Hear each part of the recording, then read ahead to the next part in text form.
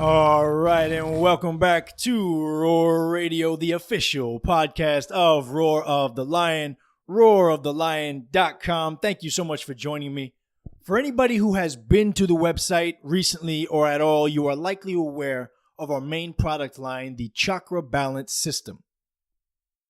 It is a series of herbal supplements, each formulated to correlate directly with one of the 7 chakras of the human body. We have 7 formulations complete. The first 3 products from the bottom up are the only ones currently available. Those are Awaken for your root chakra, Impassion for your sacral chakra, and Empower for your solar plexus. So because of the product line, I thought it would be interesting to dive a little further into the chakras.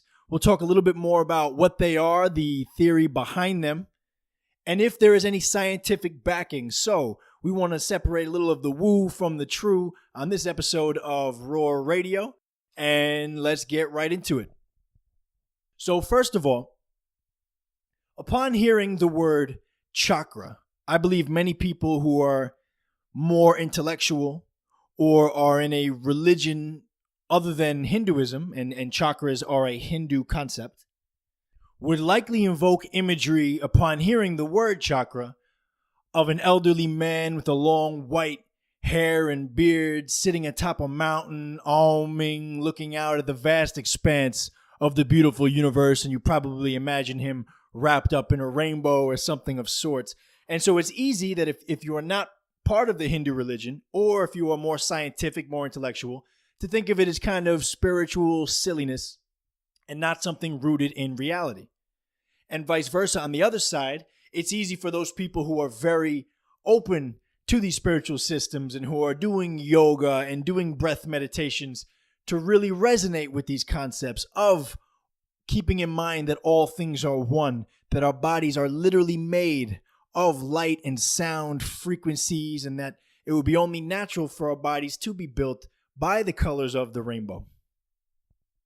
So the interesting thing, and something that many people may not know about the chakras, is they are not just thrown there in any purpose, and it's just as if we have a rainbow in our body, but each chakra directly is associated with a gland of the human endocrine system, which is a collection of glands that produce hormones that regulate all of your regular bodily functions and processes, such as metabolism, growth, your tissue function, your cell function, sexual function, reproduction, your sleep. They control your mood, which influences your actions and behaviors. It will control your heart rate.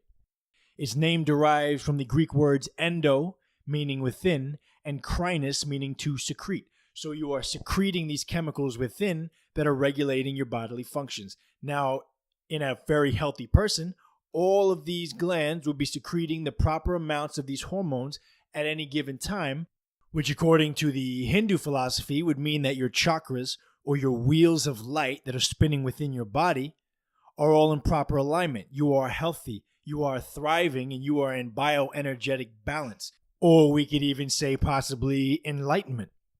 Obviously, enlightenment is something that many of us would be far from, and you'd think, well, does that mean all my hormones are out of balance? And the answer is simply yes. Nearly all of us are going to have higher concentrations of certain hormones being released, too little of others being released.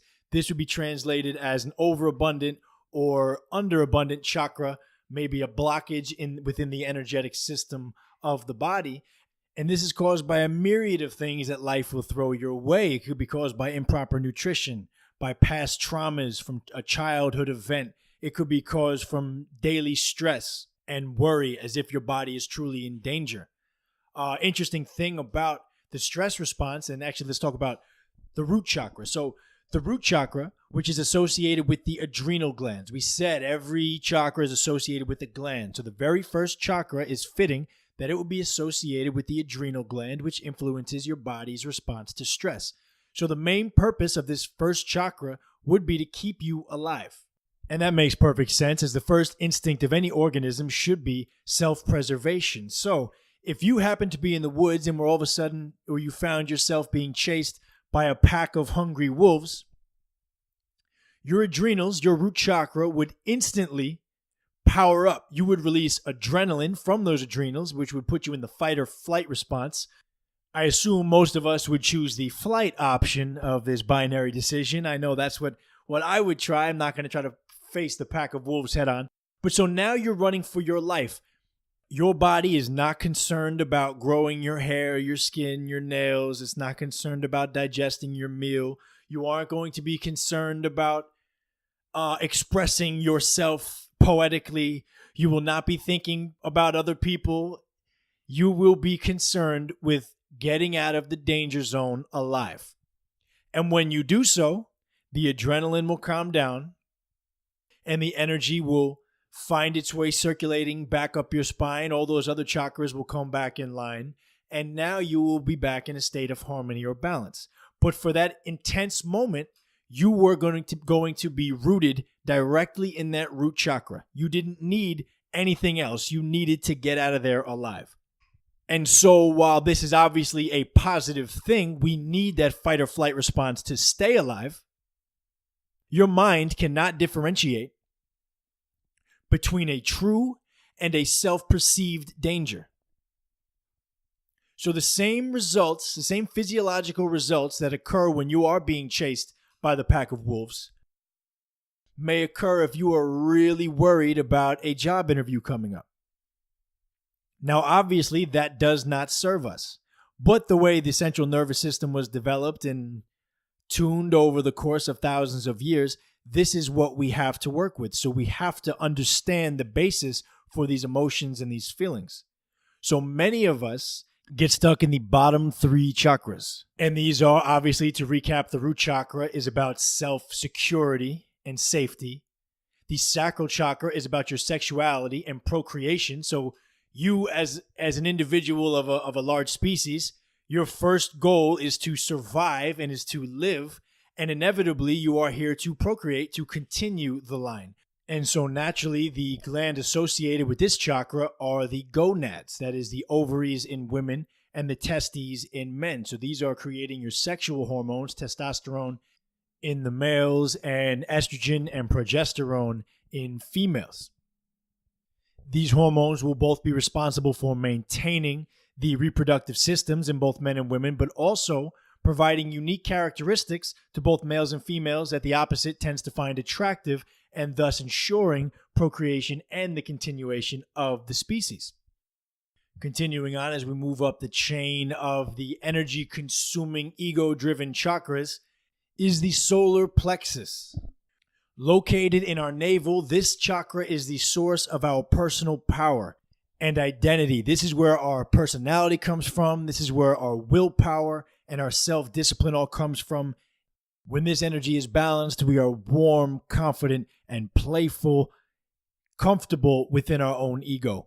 And as we mentioned, this chakra is governed by the pancreas. The pancreas is actually part of the endocrine and exocrine system, so it helps digest food, and it also produces insulin. Insulin regulates blood sugar. When somebody is said to have taken a hit to their ego, it may affect them by your food choices. So if you are uncomfortable with who you are at any moment, you might go for refined sugars and something that is actually going to spike that insulin and that response, which is very interesting. So we're going to move along to the rest of them. We're not going to get too detailed in everything right now. So next up, and the first one, as we move away from the ego and we move away from the self towards that selflessness, is the heart chakra, governed by your thymus. After that comes the throat chakra. That controls your expression. That'll be governed by the thyroid. Next is the third eye. That is our intuition, governed by the pituitary gland. And then finally, last but not least, the crown chakra. Located smack dab in the center of your brain is a little pine cone-shaped pineal gland.